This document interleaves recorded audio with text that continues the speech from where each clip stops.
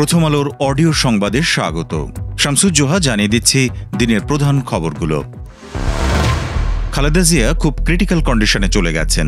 রোববার রাত থেকে খালেদা জিয়া এই অবস্থায় চলে গেছেন বলে জানিয়েছেন বিএনপির ভাইস চেয়ারম্যান আহমেদ আজম খান। সোমবার বেলা 1:45টার দিকে রাজধানীর এভার কেয়ার হাসপাতালের সামনে খালেদা জিয়ার শারীরিক অবস্থা সম্পর্কে ব্রিফিংয়ে তিনি একথা বলেন। আহমেদ আজম খান বলেন, বর্তমানে খালেদা জিয়া ভেন্টিলেশন সাপোর্টে আছেন।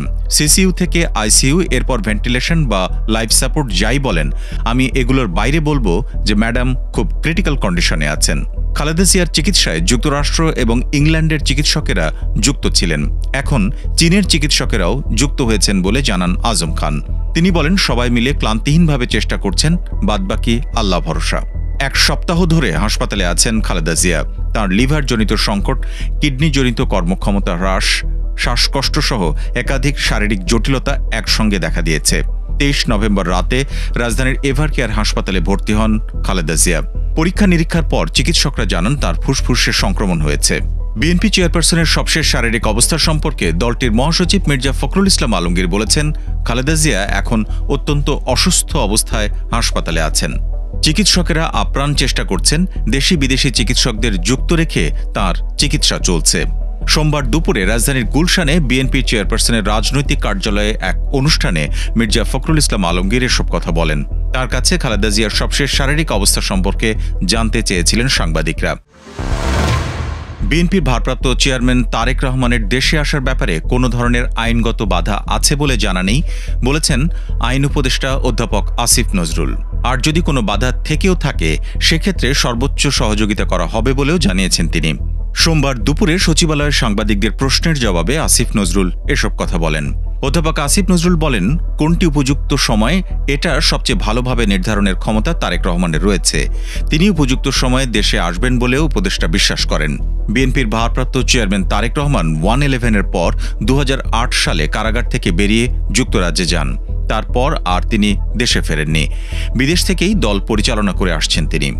এছাড়াও নির্বাচন কমিশন সচিবালয়ের জ্যেষ্ঠ সচিব আক্তার আহমেদ বলেছেন, গত 31 অক্টোবরের মধ্যে যারা ভোটার হিসেবে নিবন্ধিত হয়েছেন তারাই আগামী জাতীয় সংসদ নির্বাচনে ভোট দিতে পারবেন। বিএনপির ভারপ্রাপ্ত চেয়ারম্যান তারেক রহমান এখনও ভোটার হিসেবে নিবন্ধিত হননি, তবে ইসি সিদ্ধান্ত নিলে তিনি আগামী নির্বাচনে ভোটার ও প্রার্থী হওয়ার সুযোগ পাবেন। আইনগতভাবে ইসির এই এখতিয়ার আছে। সোমবার দুপুরে রাজধানীর আগারগাঁওয়ে নির্বাচন ভবনে সাংবাদিকদের প্রশ্নের জবাবে একথা বলেন আক্তার আহমেদ। পূর্বাচল নতুন শহর প্রকল্পে রাজধানী উন্নয়ন কর্তৃপক্ষ রাজুকের প্লট বরাদ্দে দুর্নীতির মামলায় ব্রিটিশ এমপি টিউলিপ সিদ্দিকের 2 বছর, ক্ষমতাচ্যুত প্রধানমন্ত্রী শেখ হাসিনার 5 বছর, তাঁর বোন শেখ রেহানার 7 বছরের কারাদণ্ড দিয়েছেন আদালত। কারাদণ্ডের পাশাপাশি টিউলিপ সিদ্দিককে 1 লাখ টাকা জরিমানা, অনাদায় 6 মাসের বিনাশ্রম কারাদণ্ড এবং শেখ রেহানাকে 1 লাখ টাকা জরিমানা করা হয়েছে। এই মামলার অন্য 14 আসামিকে 5 বছর করে কারাদণ্ড দেওয়া হয়েছে। সোমবার বেলা 11টায় ঢাকার বিশেষ জজ আদালত 4-এর বিচারক মোহাম্মদ রবিউল আলম এই মামলার রায় ঘোষণা করেন।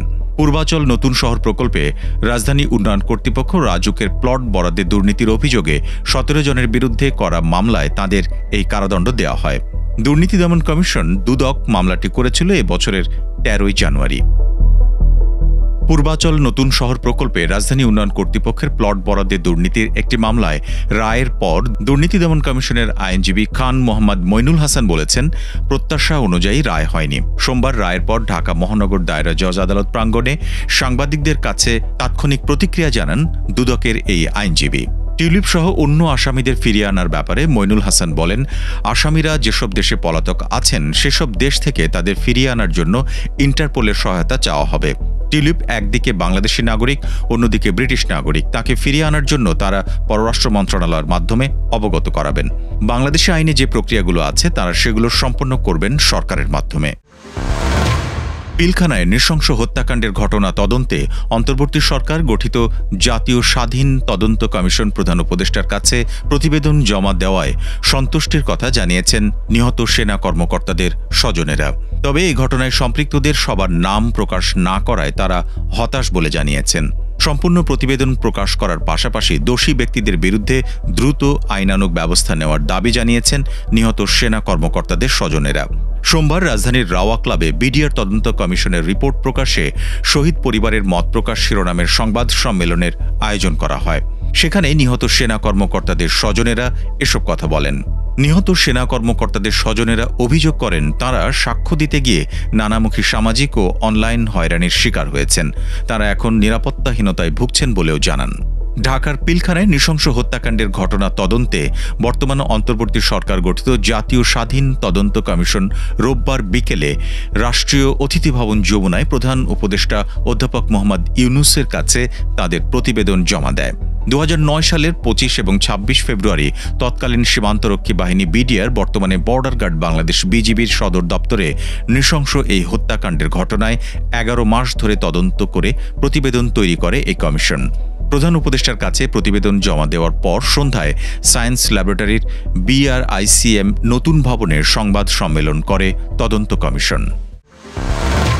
এই ছিল এখনকার মতো।